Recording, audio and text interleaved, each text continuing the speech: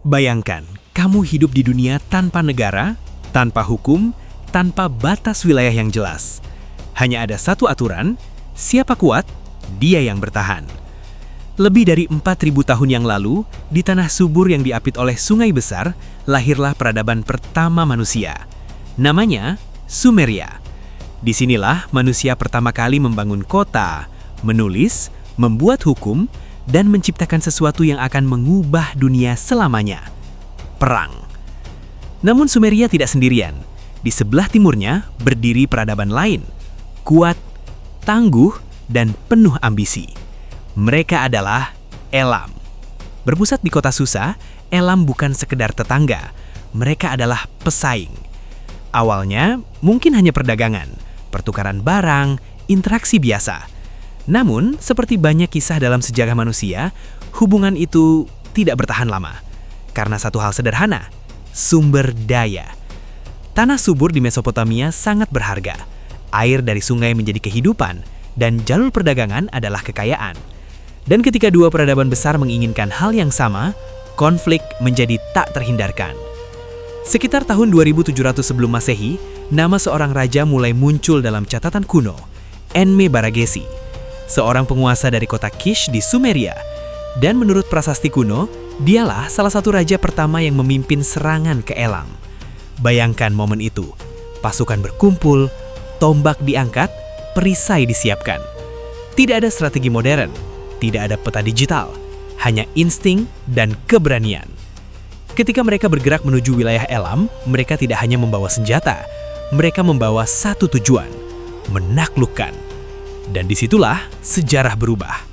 Pertempuran pertama antara dua peradaban besar pun terjadi. Tidak ada yang tahu pasti bagaimana setiap detiknya, namun kita bisa membayangkannya.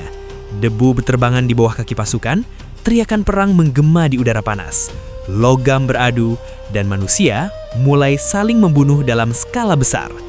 Ini bukan lagi konflik kecil antar kelompok. Ini adalah perang.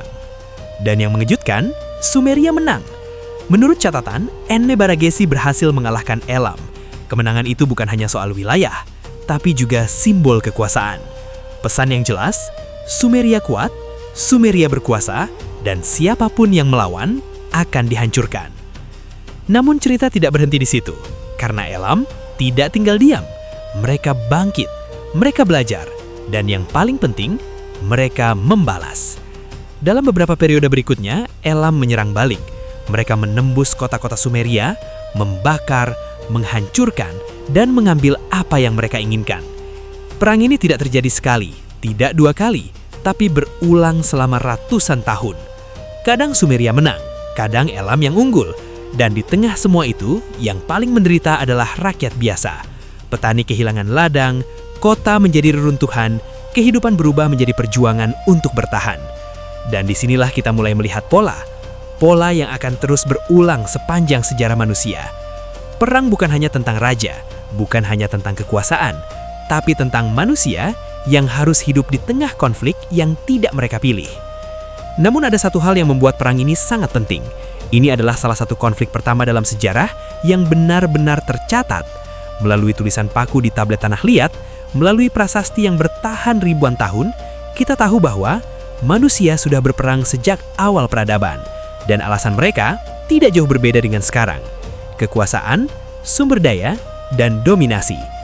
Dari tombak dan kapak perunggu hingga senjata modern saat ini, alatnya berubah. Tapi alasannya tetap sama.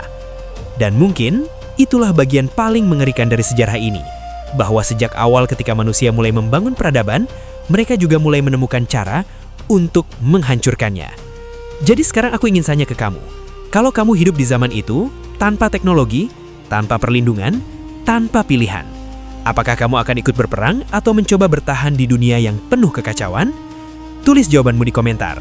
Dan kalau kamu ingin tahu lebih banyak tentang sejarah gelap manusia, ikuti, karena cerita berikutnya mungkin lebih mengejutkan dari ini.